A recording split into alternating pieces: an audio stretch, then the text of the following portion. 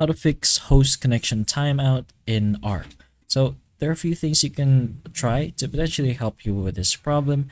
So first of all, make sure your VPNs or anything that is making your connection a bit unstable turned off, since you're gonna need a stable internet connection to pretty much solve this problem almost all the time. But if that still doesn't work, you can go ahead and search for your networks. So you can search for your search bar, view network connections like this, and just go ahead and press unopen. What you're gonna do here is choose the Wi-Fi or the connection or internet that you're currently connected to, and in our case, we're gonna go for the Ethernet.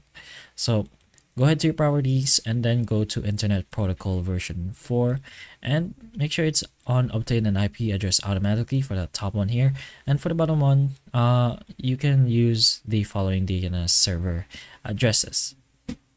So on the top here, just type in 8888, and then for the bottom type in 88 then 44, then just go ahead and press on OK, and then press on close. The next thing you're going to do is search for command prompt. So just type in cmd and then run this as administrator. At this point, you're just going to have to type in a few things. The first one should be IP and then config. You're going to put in a little space and then press on your slash and then type in flush DNS.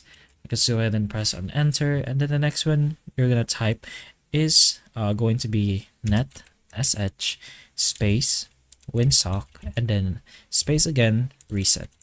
Go ahead and press on enter and then try restarting your computer or PC to pretty much complete the reset itself, and go back to your ARC and see if the problem has now been solved. So hopefully one of these can help you, one of these options. So if it can, please like and subscribe for more videos like this, and that's all.